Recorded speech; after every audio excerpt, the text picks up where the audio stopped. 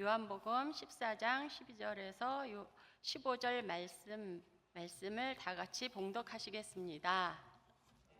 내가 진실로 진실로 너희에게 이르노니 나를 믿는 자는 내가 하는 일을 그도 할 것이요 또한 그보다 큰 일도 하리니 이는 아버지가로 감이라. 너희가 내 이름으로 무엇을 구하든지 내가 행하리니 이는 아버지로 하여금 아들로 말미암아 영광을 받으시게 하려 함이라. 내 이름으로 무엇이든지 내게 구하면 내가 행하리라. 너희가 나를 사랑하면 나의 계명을 지키리라. 아멘. 제목을 다 함께 따라해 주시길 바랍니다. 주님이 원하시는 큰 일. 주님이 원하시는 큰 일. 제 남편이 건강검진을 했는데 얼마 살지 못한답니다. 보증을 섰는데 돈을 빌린 사람이 도망가서 쫄딱 망하게 되었습니다. 우리 아이가 이단 신천지에 빠졌습니다. 제가 목회하면서 성도들에게 듣고 있는 이야기들입니다. 이런 이야기를 들으면 마치 제가 병에 걸린 것 같고, 제가 사업이 망하게 된 것 같고, 제 자녀들에게 문제가 일어난 것처럼 한동안 정신이 멍해지기도 하고 가슴이 아프기도 합니다. 물론 그 사건을 객관화시키는 데는 그리 시간이 많이 걸리지는 않습니다. 잠깐의 충격과 아픔이라서 당사자들이 느끼는 것과는 비교도 되지 않을 정도로, 사실 남의 아픔과 어려움을 똑같이 누군가가 느낄 것이라고 기대하는 것은 무리일 겁니다. 본인들의 아픔을 공감하기 어려울 것임을 알면서도 사람들은 그 아픔을 목회자에게 말을 합니다. 사람들이 그런 이야기를 나누는 것은 때로는 지혜와 도움을 구하기 위해서이기도 하지만 그보다는 그냥 너무 답답하거나 혹은 기적적인 방법으로 하나님의 도우심을 경험할 수 있는 방법이 있지는 않을까 기대해서 이야기할 때도 있을 것 같습니다. 그때 제가 자주 하는 말이 뭔지 여러분들 잘 아시죠? 여러분들이 저한테 들었던 말이 기도하겠습니다. 하나님께서 합력해서 선을 이루실 것입니다. 하지만 저는 그런 말을 하면서도 제 말이 정말 위로가 되기보다는 인사말 정도로 받아들여질 거라는 생각이 들 때가 더 많이 듭니다. 그래서 저는 가끔은 그런 공허한 위로의 말보다는 제가 실제적인 도움을 줄 수 있으면 참 좋겠다라는 생각을 해봅니다. 신천지에 빠진 자녀를 제가 직접 가서 만나서 건져 온다든지, 사기를 당한 것을 배상받을 수 있는 방법을 제가 알려준다든지, 신유의 능력이 있어서 손만 얹으면 낫게 된다든지, 이렇게 실제적인 도움을 줄 수 있도록 직접 행동에 나설 수만 있다면 저를 찾아온 분들에게 큰 힘이 될 것 같아요. 매정한 현실을 살아내는 사람들에게 따뜻한 위로의 말을 할 수 있는 정도가 종교의 역할이라면 그런 말이라도 듣고 싶은 사람들의 심정이 오죽 답답할까 싶습니다. 그래서 그런 위로의 말로 사람들을 현혹시켜서 자기의 이득을 챙기는 종교인들의 성공과 누림은 제가 더욱 혐오스럽게 느껴지는 부분입니다.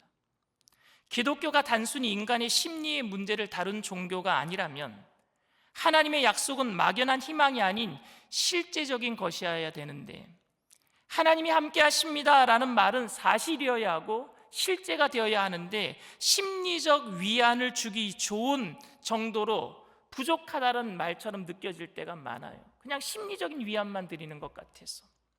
그런데 어려움 중에 저를 찾아오시는 많은 분이 원하는 것은 실제적인 도움보다는 믿음의 확신과 정말 하나님께서 나와 지금도 함께 하십니까? 라는 확인을 원하는 경우가 더 많은 것 같아요.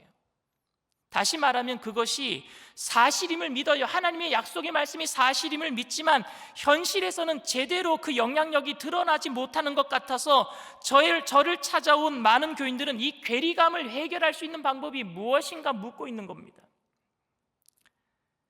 정말 하나님이 도와주실까요?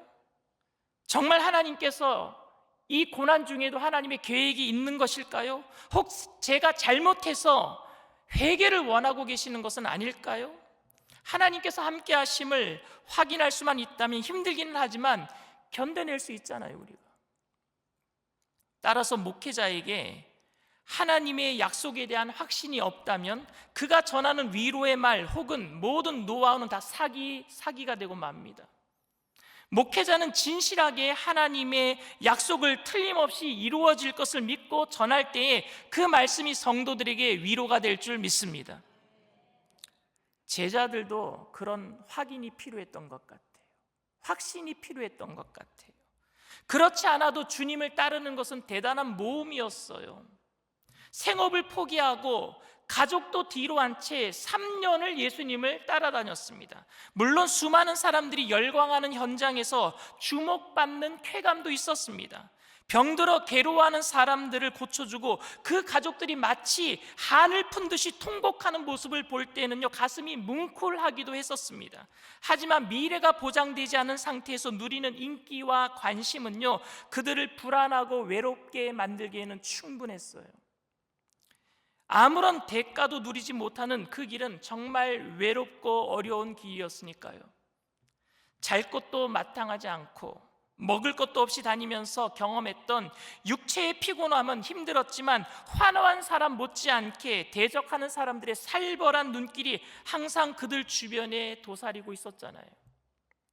언제 어떤 큰일을 당할지 모르는 데서 오는 불안과 두려움의 긴장은 정신적으로 말할 수 없이 그들을 피곤하게 만들었을 것입니다.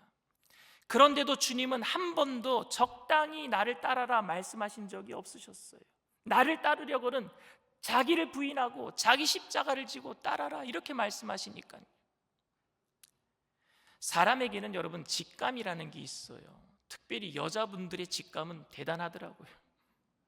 근데 저도 목회자로서의 직감이 있어요. 그렇게 지쳐있던 제자들을 가장 힘들게 만든 것은 몇 번에 걸친 주님의 말씀, 죽음에 대한 예고였습니다. 제자들은요, 좋지 않은 직감은 왜 그렇게 들어맞는지, 제자들은 예수님이 죽음에 관한 예고를 할 때마다 직감이 있었어요. 왠지 실제일 것 같은 예감이 들어서 불안하기까지 했습니다. 정말 예수님 죽으시는 건 아닌가?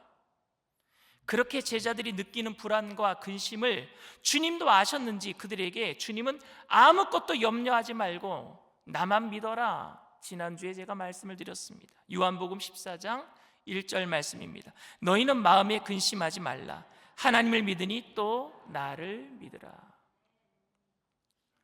이게 주님이 제자들에게 하신 첫 번째 위로의 말씀이었습니다.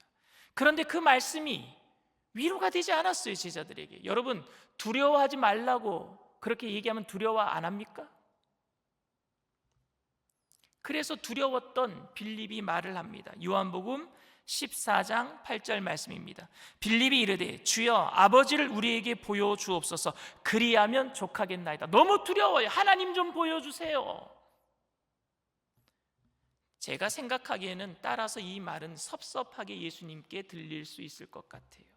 3년 동안 그들과 함께 하셨던 지금 주님이 그들과 함께 계시는데 예수님보다는 천사가 직접 나타나 말을 전해주기를 원하는 거예요. 하나님이 초자연적인 방법으로 음성을 들려주시면 마음이 놓이겠다라는 말이에요. 지금 주님이 눈앞에 계시는데 여러분들도 답답할 때 하나님 보고 싶지 않으십니까? 목사보다는 하나님이 직접 말해주시길 원하지요. 답답할 때 하나님의 음성을 듣고 싶지 않으십니까? 기도하면은 얘야 내가 여기 있다 이런 목소리 좀 들려주시면 좋잖아요.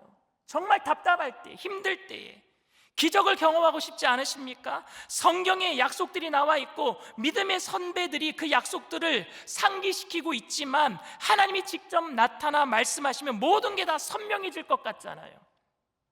보고 믿는 것보다 보지 않고 믿는 게 더 복되고 믿음은 바라는 것들이 실상이요 보이지 않는 것들의 증거라고 말을 하지만 내가 제대로 가고 있는지 확실하지 않아서 무엇라도 보고 싶어 하잖아요. 지금 빌립도 몹시 불안하고 답답해서 한 말이에요. 솔직한 고백입니다. 주님은 이 고백을 책망하지는 않으셨지만 마음이 많이 아프셨을 거예요. 왜 하나님이신 그분이 지금 눈앞에 계시는데 그래서 주님은 빌립에게 이렇게 말씀하십니다. 9절부터 10절까지 말씀입니다. 예수께서 이르시되 빌립아, 내가 이렇게 오래 너희와 함께 있으되 네가 나를 알지 못하느냐? 나를 본 자는 아버지를 보았거늘 어찌하여 아버지를 보이라 하느냐? 내가 아버지 안에 거하고 아버지는 내 안에 계신 것을 네가 믿지 아니하느냐? 내가 너희에게 이르는 말은 스스로 하는 것이 아니라 아버지께서 내 안에 계셔서 그의 일을 하시는 것이라. 그리고 나서 두 번째 위로의 말씀을 하셔요. 아무것도 염려하지 말아라 라고 하신 첫 번째 위로의 말씀, 그리고 두 번째 위로의 말씀 12절 말씀입니다. 내가 진실로 진실로 너희에게 이르노니 나를 믿는 자는 내가 하는 일을 그도 할 것이요 또한 그보다 큰 일도 하리니 이는 내가 아버지께로 감이라. 여러분들 이 약속을 믿으십니까? 어떻게 이 약속을 여러분들 믿을 수 있습니까? 주님은 병자를 고치셨어요. 우리는 병자도 못 고쳐요. 큰 일이 됩니까? 주님보다 더 큰 일을 하리라 그랬는데 주님은 죽은 자도 살리셨어요. 물을 포도주로 만드셨습니다. 보리떡 5개와 물고기 2마리로 5,000명을 먹이고 12광줄이나 남기셨어요. 무리를 걸어가셨어요. 풍랑을 꾸짖어 잠잠케 하신 분입니다.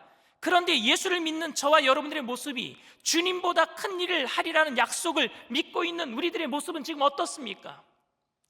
우리를 괴롭히는 육신의 불편함도 물리칠 수 없어서 평생 병에 끌려다니는 모습 아닙니까? 감기조차도 우리는 꾸짖어서 내쫓지 못하잖아요. 무슨 큰일을 한단 말입니까? 매달 집 대출금 갚기가 어려워 쩔쩔매고 항상 쫓기듯이 살고 있는 분들이 더 많은데 무슨 큰일을 하고 있다란 말입니까? 우리가 여러분 중에 주님보다 큰 일을 하면서 살고 계신 분이 계십니까? 약속은 있는데 현실이 그렇지 않아요. 여러분, 뭐가 문제일까요? 여러분들은 믿음의 문제라고 말하기도 합니다. 내가 믿음이 없어서 큰 일을 못한다, 믿음이 부족해서라고 얘기합니다. 그 말씀을 14절에서 그렇게 이유를 찾아내요. 14절 말씀입니다. 내 이름으로 무엇이든지 내게 구하면 내가 행하리라. 우리가 믿음이 없어서 예수님의 이름으로 구하지 못하기 때문에, 믿음이 부족해서 기도하지 않으니까, 믿음으로 기도하지 않아서, 기도하더라도 인간적으로 기도해서 믿음으로 기도하지 않았어, 이런 것들을 누리지 못한다라고 생각합니다. 하늘에서 우리 이 땅까지, 내가 사는 우리 집까지 수도 파이프가 연결되어 있는데 믿음으로 수도꼭지를 트는 기도의 행위가 없기 때문에 하늘의 보화와 복이 파이프를 타고 집안까지 들어올 수 있는데 그 수도꼭지가 잠겨 있어서 기도의 수도꼭지를 내가 틀어야 되는데 믿음으로, 그래서 받을 수 없다라고 생각하기도 합니다. 이제라도 믿음으로 기도하면 모든 질병과 고통의 문제가 해결되고 주님보다 큰 일을 할 수 있을 것이라고 말을 합니다. 정말 그럽니까, 여러분? 또 어떤 분들은 이 약속을 사도들에게만 하신 것이라고, 사도 시대에만 일어났던 일이라고 국한지어 이야기하기도 합니다. 오순절 이후에 사도들이 베푼 기적도 주님이 베푸신 기적에 못지않게 안진뱅기를 일으키고 여러 가지 기적들을 사도들이 행했으니까 사도들을 통해서 이 약속이 성취되었다라고 말을 하기도 합니다. 만일 그렇다면 이 약속은 오늘날 우리에게는 아무에게도 적용되지 않는 말씀이 되고 말아요. 그렇잖아요. 하지만 이 약속을 사도들에게만 하신 약속으로 보기에는 어렵습니다. 우리가 아무리 큰 은혜를 받아도 주님보다 큰 일을 할 수 없다면 주님의 약속은 기적과 능력을 염두에 두고 하신 말씀은 아닐 거예요. 우리의 소원 성취와 소원 성취의 보장을 위한 말씀도 아닐 것입니다. 우선 우리가 여기서 확인해야 될 것이 하나 있습니다. 주님이 하신 더 큰 일이란 무엇인가 하는 것이, 더 큰 일, 그것은 기적의 행함을 통한 문제 해결이 아니라 그를 믿는 자를 통해서 이루실 천국의 확장이고 복음의 역사인 줄 믿습니다. 큰 일은 예수님이 이루신 그 천국보다 우리가 더 많은 복음을 전파할 수 있잖아요. 그 일을 이야기하고 있는 거예요. 더 큰 일이란 이 세상에서 성공적으로 풍요롭게 잘 사는 것을 의미하지 않습니다. 그렇다고 못 살아야 한다는 말씀을 드리는 것도 아닙니다. 아픔과 고통이 없는 삶을 사는 것이 하나님의 은혜가 아니라는 말씀도 아닙니다. 더 큰 일이란 그렇게 사는 것을 의미하는 것이 아니라는 말씀을 드리는 거예요. 평생 돈 걱정하며 살아도, 평생 몸에 질병을 달고 살아도 그 삶이 큰 일이 될 수 있단 말입니다. 위대한 일이 될 수 있단 말입니다. 주님은 당신의 제자들과 그 이후의 모든 성도들에게 나를 믿으면 어려움 없이 잘 살 수 있다라는 말씀을 하신 적이 없어요. 그런 일들이 큰 일이다라고 말씀하신 적이 없단 말입니다. 이 말은 더 큰 일을 위해서 더 많은 희생과 헌신도 합당하고 충분한 가치가 있는 일이라고 보는 것이 맞습니다. 아버지를 보여달라는 빌립과 제자들에게 더 큰 고난과 어려움이 있을지라도 그 길은 하나님의 뜻을 이루므로 충분한 가치가 있는 일, 의미 있는 일이 될 것이라는 약속을 주님이 지금 하고 계시는 거예요. 그러면서 주님께서는 세 번째 위로와 약속의 말씀은 바로 13절이 연이어서 나와요. 13절 말씀입니다. 너희가 내 이름으로 무엇을 구하든지 내가 행하리니 이는 아버지로 하여금 아들로 말미암아 영광을 받으시게 하려 함이라. 기도하면 다 주겠다라는 말씀이죠. 기도할 때 예수님의 이름으로 기도하면 다 주겠다라는 말씀입니다. 하지만 이 약속도 제가 이미 드린 12절 말씀 문맥과 상통한 거지요. 다시 말씀드리면 이 말씀은 우리가 원하는 것을 얻을 수 있는 비결을 이야기하는 방법이 아닙니다. 저는 이 기도에 신앙의 인격과 진정한 핵심이 달려있다라고 생각합니다. 그래서 우리가 예수님의 이름으로 구할 수 없는 것들이 있어요. 인격이 있다면, 예수 그리스도의 성품을 닮았다면 예수의 이름으로 구할 수 없는 게 있는 거예요. 우리는 예수 이름으로 구하기 때문에 우리가 사랑하는 예수님의 명예와 성품에 맞게, 그리고 주님이 완성하신 구원의 은혜에 합당하게 맞게 구해야 될 줄 믿습니다. 주님이 제자들에게 무엇이든지 주의 이름으로 구하라고 하셨어요. 그러니까 어떤 분이 그럽니다. 정말이요? 그러면 주님 10억만 주세요. 뭐 하려고요? 잘 먹고 잘 살려고요. 정말이요? 주님이 무엇이든지 구하라고 하셨어요. 저 원수 같은 인간이 운영하는 앞집 가게가 망하게 해주세요. 무엇이든지 구하라고 하니까. 제가 이렇게 얘기하는 건 누군가가 정말 그렇게 저한테 중보 기도를 원했어요. 어떤 분이 자기가 미워하는 불교집 가게가 망하게 해달라고. 주님은 이런 것들을 주시겠다는 약속을 하신 것이 아닙니다. 그런 약속이었다라면 여러분, 제자들은 기회를 놓친 거예요. 주님이 떠나시기 전에 그런 것을 구하라고 하셨다면, 그럼 주님 떠나시기 전에 우리가 제대로 대접받게 해주세요. 3년 고생이 조카오니 이제는 누리게 해주세요. 집 걱정, 돈 걱정 없이 생명에 위협받지 않고 살게 해주세요. 이렇게 기도했으면 좋았을 텐데, 제자들은 주님이 그런 것들을 해주실 수 있는 믿음이 부족해서 구하지 않은 것이 아니잖아요. 그래서 남은 평생을 그렇게 고생한 겁니까? 그렇게 구하지 않아서? 제자들은 정말로 고생하다가 죽었어요. 근데 그렇지가 않습니다. 적어도 당시 제자들은, 그 제자들이 처한 상태에서 그들이 가장 원한 것은 주님이 죽지 않는 것이었고, 주님이 이스라엘의 왕이 되는 것이었고, 그들에게 부귀영화를 안겨주는 것임을 주님이 아심에도 불구하고 주님이 무엇이든지 구하라고 주님이 그렇게 말씀하셨다면, 주님이 염두에 두고 계셨던 것은 바로 조금 전에 더 큰 일을 위해서 필요한 것들, 자기 희생이었어요. 정말 중요한 것은 내 문제가 해결되고 행복하고 안정된 삶을 사는 것보다 주님에게 붙들려 주님의 뜻을 이루려고 살아내는 내 삶에 대한 큰 의미와 가치, 그것이 고생이라고 할지라도, 희생이라고 할지라도, 거기에 정말 여러분들이 그 큰 일을 할 수 있겠는가 하는 문제입니다. 그러면 주님은 큰 일을 위해서 무엇을 구하라고 말씀하신 것이겠습니까? 복음 전파를 위해서, 세계 복음화를 위해서 기도하면은 그런 기도만 들어주시겠다라는 의미이겠습니까?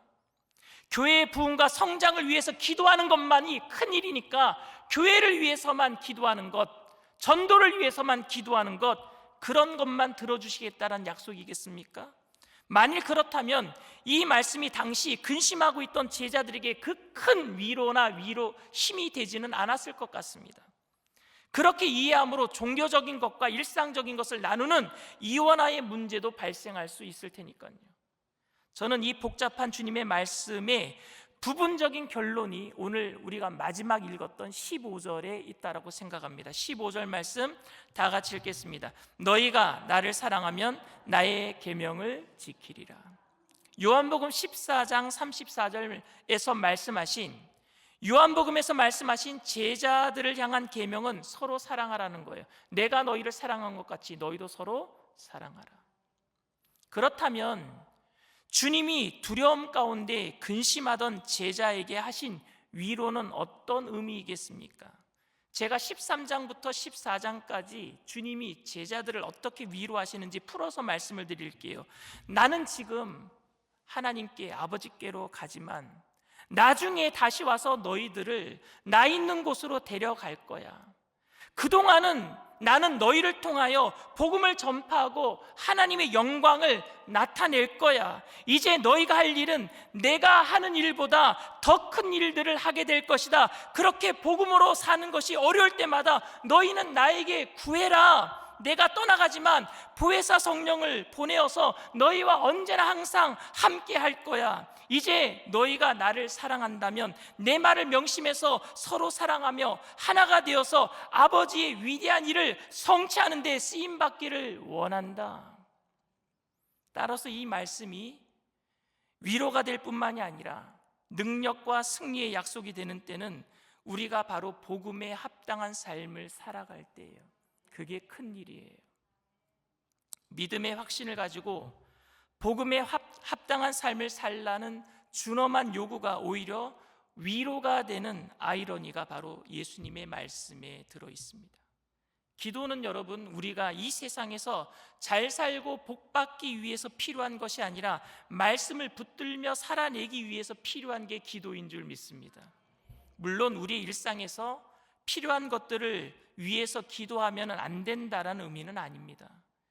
그런 것들을 위해서 당연히 기도해야 하지만 그 모든 기도에 우리가 놓치지 말아야 할 것이 제자로서 우리가 살고 있다라는 그것을 놓치지 말라는 얘기예요.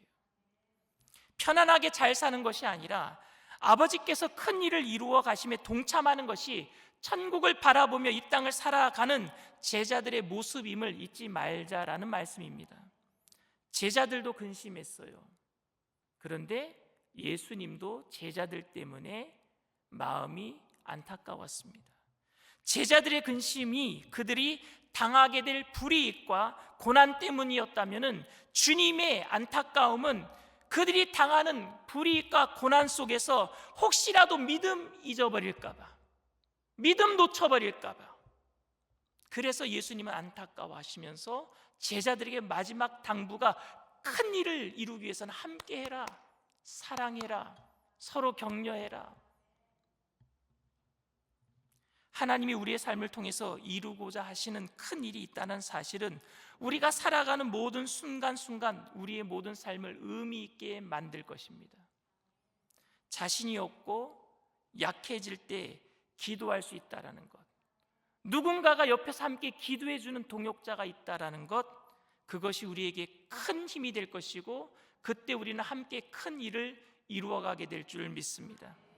이 거룩한 싸움을 혼자 하는 것이 아니라 함께하는 사람들이 있고 모두가 적으로 보일 때에 내 편에서 나를 응원하는 사람들이 있다는 사실을 아는 것은 사막의 오아시스와 같이 우리의 외로움과 갈증을 해소시켜 줄 줄 믿습니다. 이 말씀이 세계 복음화를 위한 거창한 헌신만을 위하는 것이 아니라고 저는 생각합니다. 이 약속들은 복음을 위한 전문적인 사역에 뛰어든 사람들에게만 하신 말씀도 아니라고 생각합니다. 여러분들은 이 땅에서 정말로 하나님의 사람으로 살아내기를 원하십니까? 지극히 평범하고 일상적이지만 그 가운데 늘 하나님의 음성을 들으며 하나님에게 순종하는 삶을 살기를 원하시고 계십니까? 그렇다면 이 약속들은 그렇게 살기를 원하는 저와 여러분들을 위한 주님의 위로의 말씀인 줄 믿습니다. 비록 여러분들을 지치게 만드는 일이 몹시 많지만 낙심하지 마시길 바랍니다. 현재 여러분들이 행하고 있는 일들이 너무 초라하고 볼품없어 보인다 해도 극복해내시기를 바랍니다. 아니, 여러분들이 자주 넘어져서 하나님 앞에 서는 것조차 부끄럽게 느껴지는 때가 허다할지라도 하나님이 포기하지 않은 것을 여러분들이 먼저 포기하지 않게 되기를 바랍니다. 주님의 약속대로 여러분들은 지금 하나님의 큰 일에 지금 동참하고 계시는 거예요. 이 땅의 모든 제자의 모든 모습이 아버지 하나님의 일을 완성하는 일이 될 것이라는 주님의 약속을 붙들고 살아내게 되기를 바랍니다. 이 땅에서 하나님의 사람으로 사는 것은 우리의 힘으로 감당하기 몹시 버겁고 힘든 일은 분명합니다. 그래서 주님은 기도하라고 하셨어요. 그때 주님이 다 응답하시겠다고 하시는 거예요. 무엇이든지 기도해라. 그러면 내가 들어주리라. 그리고 서로 사랑하라 말씀하셨습니다. 그래서 이 기도는 혼자 하지 말고 함께 하라는 거예요. 기도할 때에 주님이 다 응답하실 줄 믿습니다. 그리고 여러분들의 모든 삶을 승리하도록, 큰 일을 이루도록 주님 이끌어 주실 줄 믿습니다. 사랑하는 성도 여러분, 이 약속은 복음을 위해 이 땅에 세워진 우리 교회 공동체, 다시 말하면 교회를 이루는 제자들을 향한 위로의 말씀, 약속입니다. 이것은 나의 이야기가 아니라 우리의 이야기예요. 다시 말하면 우리의 사명입니다. 부흥보다 위대한 것은 사랑하는 것이고 함께하는 것입니다. 저는 우리 교회가 그렇게 사랑하며 함께하며 큰 일을 이루어내게 되기를 바랍니다. 그 큰 일을 이루시는 저와 여러분들이 다 되시기를 주님의 이름으로 축원을 드립니다. 우리 혼자 걷지 않을 거예요 라는 찬양이 있는데요, 우리 찬양팀들 함께 나와서 찬양하시겠습니다.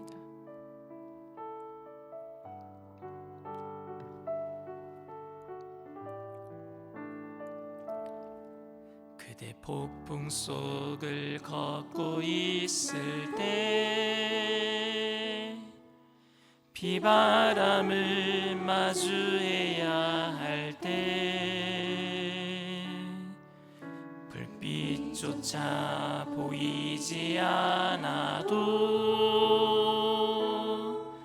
그대 혼자 걷지 않을 거예요. 두려움 앞에서 하늘을 보아요. 외로운 그대여 걱정 마요. 꿈꾸는 그 길을 또 걷고 걸어요. 그대 혼자 걷지 않을 거예요. 그대 폭풍 속을 걷고 있을 때 비바람을 마주해야 할 때 불빛조차 보이지 않아도 그대 혼자 걷지 않을 거예요. 두려움 앞에서 하늘을 보아요. 외로운 그대여 걱정 마요. 꿈꾸는 그 길을 또 걷고 걸어요. 그대 혼자 걷지 않을 거예요. 그대 폭풍 속을 걷고 있을 때 비바람을 마주해야 할 때 불빛조차 보이지 않아도 그대 혼자 걷지 않을 거예요. 두려움 앞에서 하늘을 보아요.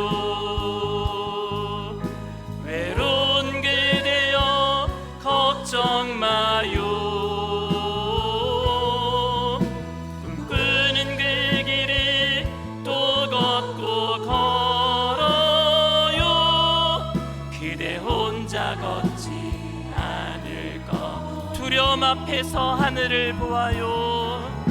두려움 앞에서 하늘을 보아요. 외로운 그대여 걱정 마요. 꿈꾸는 그 길을 또 걷고 걸어요. 그대 혼자 걷지 않을 거. 그대 혼자 걷지 않을 거예요. 그대 혼자 걷지 않을 거예요. 엑시트라고 하는 소설 속에 유명한 대화가 있어요. 탈출구가 없는 그 호텔 방에 서로 다른 사람들이 있는데 서로 한 마음이 되고 사랑이 될 때에 문이 열리는 곳이에요. 먹을 것도 있고 잘 곳도 있고 풍족한 호텔방이에요. 그런데 서로 한 마음이 안 되는 거예요. 그러니까 문이 안 열려요. 그때 한 주인공이 이런 말을 해요. 타인이 지옥이다라는 말을 해요. 무엇이 지옥이냐? 다른 사람이 지옥이에요. 나에게. 이 말을 거꾸로 하면 어떻게 될까요? 다른 사람이 나에게 천국이 될 수 있어요. 그게 큰 일이 되는 거예요. 주님이 말하는 큰 일. 내가 다른 사람에게 지옥이 되는 게 아니라 천국이 되어주는 거예요. 그게 복음 전파이고 그게 천국의 영원한 생명의 능력인 줄 믿습니다. 그런데 교회 안에 지옥 같은 사람이 있지는 않습니까? 만나기 싫어하는 사람. 집에 가도 지옥 같은 사람이 있어요. 회사에 나가도 지옥 같은 사람이 있어요. 만나기 싫어하는 사람. 우리가 혹시 다른 사람에게 지옥 같은 사람으로 비춰지지는 않는지, 오늘 우리가 이 시간 한번 결단해 봅시다. 하나님, 내가 그 큰 일을 이루기를 원합니다. 내가 타인에게 천국이 되어주기를 원합니다. 혼자 이 세상에 거센 폭풍 속에서 힘겹게 나가고 있는 사람에게 함께 사랑해주고 기도해주는 사람, 말 한마디로 천냥빚을 갚는다고 했는데 그렇게 말 한마디로 다른 사람의 생명을 살려줄 수 있는 사람, 그 일이 정말 주님이 원하시는 큰 일 아닐까요? 내가 그런 사람 되기를 원합니다. 다른 사람이 나에게 그런 사람 되어주기를 원하기보다 먼저 내가 그런 사람 되어주기를 원합니다. 우리 가족이 나를 통해서 변화되게 하시고, 우리 교회가 나를 통해서 그렇게 변화되게 하시고, 이 나라가 나를 통해서 그렇게 변화되게 하여 주시옵소서. 주님이 원하셨던 일, 그 큰 일을, 나보다 더 큰 일을 하리라. 이 시간 일어나실 수 있는 분들이 일어나서, 하나님, 주님보다 더 큰 일을 행하리라 위로하셨는데 내가 그러한 삶을 살아갈 수 있도록 성령으로 충만케 해달라고, 그리고 우리 공동체를, 이 나라를 불쌍히 여겨주셔서 나를 통해서 한 사람 한 사람이 천국을 누리며 변화되게 해달라고 주님 3번 부르고 통성으로 간절히 기도합니다.